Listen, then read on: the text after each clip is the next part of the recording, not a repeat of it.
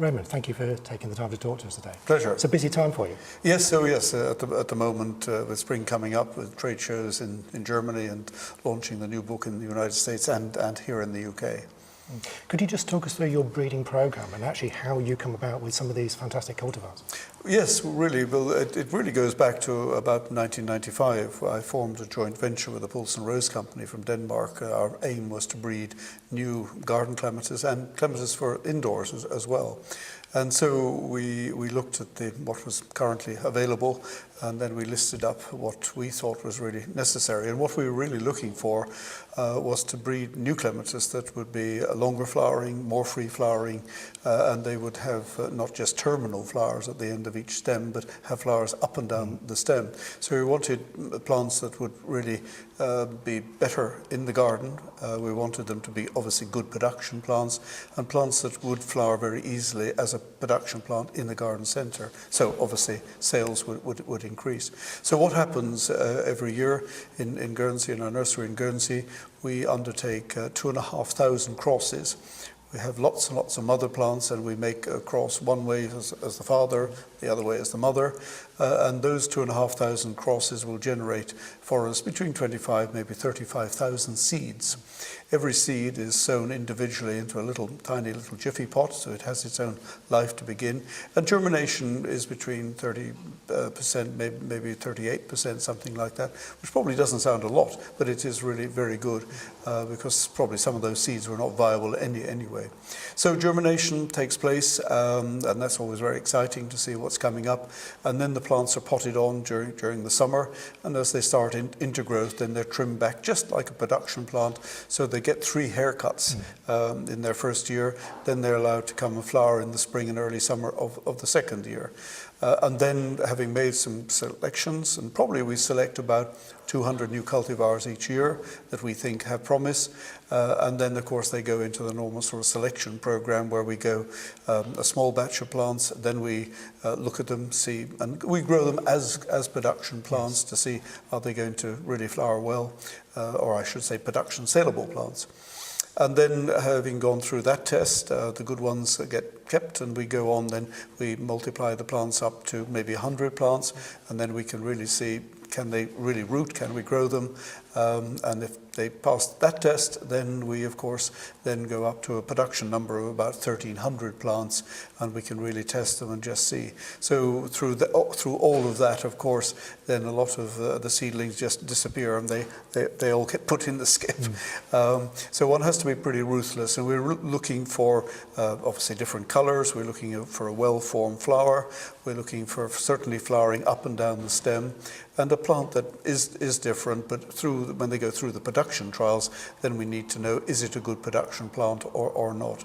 So having taken all of that time, which can be 8-10 years from pollination, it's a long process. Do you ever put 2 specific parents together, hoping to get a particular colour or Absolutely, and my joint venture partner and I discuss what we what we want from our children, and then absolutely it will be worked out, and he will work out exactly what crosses can be made with what. So we have all of those obviously computer records of exactly what crosses we've made. So now today we're really using perhaps our children's children to cross-pollinate to give us those exciting new clematis for the future.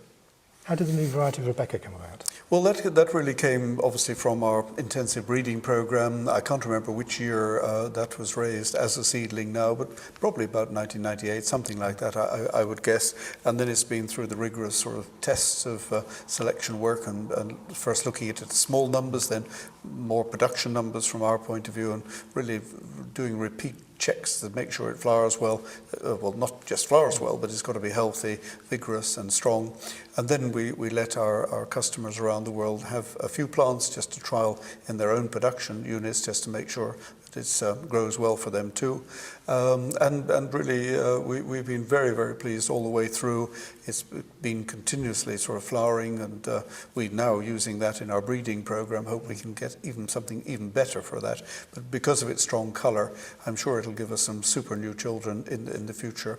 So it's been a matter of evaluation and selection work, and we're really delighted with the new cultivar. And Rebecca, I think, is going to be a classical clematis for the future for many years to come.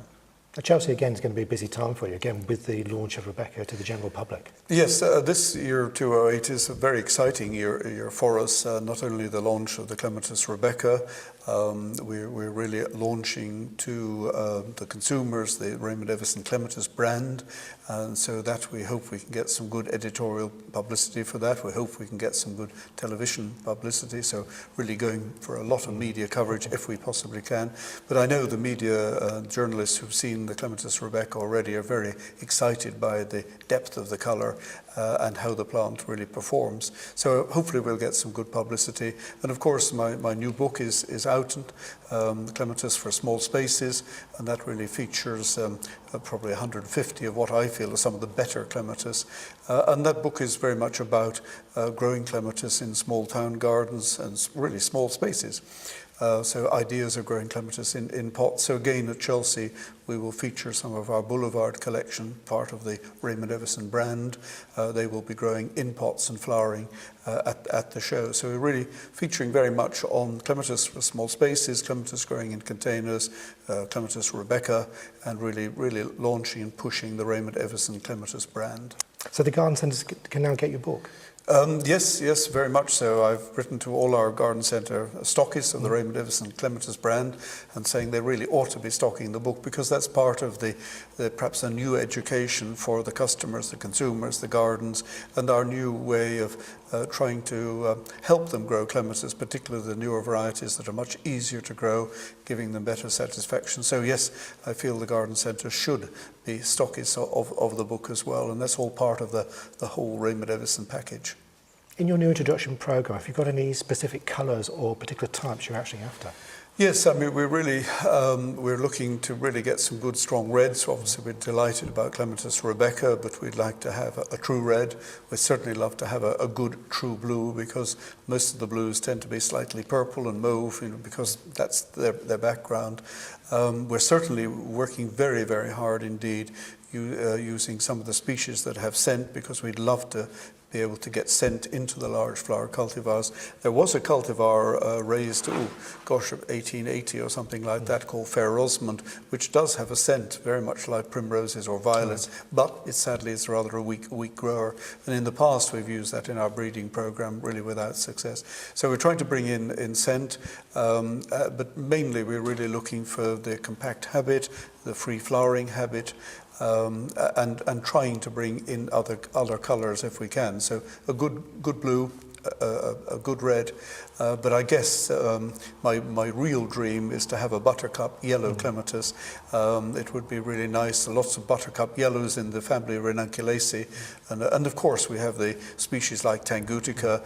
They have yellow flowers, but they're nodding flowers, and what we want is obviously the open flower. It needn't be a large flower. We'd need an open, flat open flower that looks like the traditional large flower clematis. So that's our dream, and we're working towards that. And how long would you say it would take you think to get to that? I really don't know. I think we've seen one or two seedlings working towards that, so hopefully we're on the way. But it can be very disappointing breeding. Suddenly where you think you're going really well and things just don't happen. So hopefully maybe in the next 10 or 15 years. I hope I can see it before I have to retire. Are all the varieties in the Raymond Evison brand suitable for patios and containers? No, not all of them. We've really selected a range of clematis that can be grown in different locations in the garden. Some of the ones that are similar to Viticella, like Avant-Garde or Confetti, those are ideal perhaps for scrambling almost at ground level or going up into small trees or large shrubs.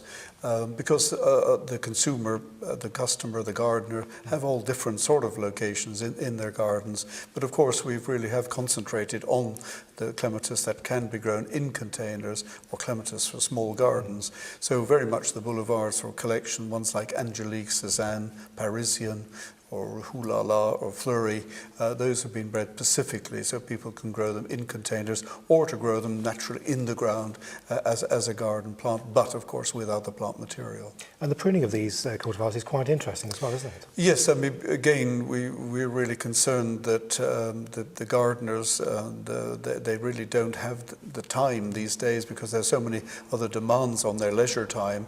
So the complication of pruning clematis in the old traditional way of pruning code 1, 2 and 3, people get very worried about that. So with the new cultivars, the Boulevard collection, especially Cézanne, Angelique, Picardy, Ooh La La, those are very easy. You can really use what I term the ponytail cut, and you can really grab them with one hand about 12 inches or even 9 inches above soil level and literally just chop them off. And you can do that in end of February, March.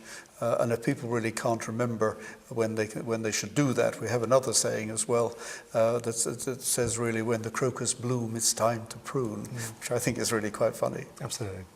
And even the ones like Rebecca and Kingfisher and Ice Blue, which are slightly more taller growing patio type clematis, they too can be chopped off at 12 inches above ground level. So you haven't really got to be sophisticated at all. So anyone really can grow them quite easily. Nice, easy plant. Absolutely. What are the benefits to a retailer to become a Raymond Evison stockist? Well, I think the stock is, I think there are many benefits really, because there really is the experience that we've had in the production of the clematis, the breeding work and the selection work, and working with our partner nurseries, the production nurseries here in the UK. We are producing, I think, some of the best clematis that are available. We know they're good, reliable garden varieties, and we know once the consumer has bought the plants from the stockist, then we know already that they gain a great deal of satisfaction. And of course, being a stockist will allow the stockist to have the brand new varieties. And we really will look after our stockists because they're being kind to us. They're offering our range of our clematis. So for this year, for instance, it will be only the stockist garden centres in the UK who have the chance to sell the clematis Rebecca. So unless people are stockists, I'm afraid they don't get the new variety Rebecca, and that will happen for the future.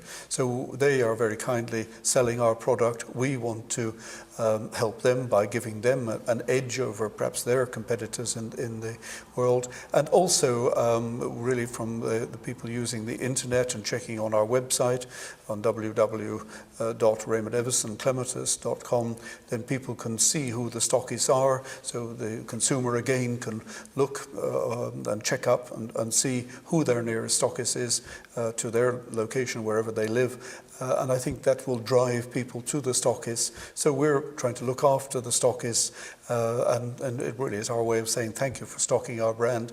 And I think so there are many advantages in that way. And of course, with all the publicity and media publicity that we will get for the branded varieties, that will drive even more customers, hopefully, to their garden centres too. And as a stockist, they can expect new varieties every year now? Absolutely, yes. Raymond, thank you very much for taking the time to speak to us today. It's been most enjoyable. Well, thank you very much. Thanks for your interest in all we're doing with the clematis. Good luck. A pleasure. Thank you very much. Thank you. Thanks very much. Bye.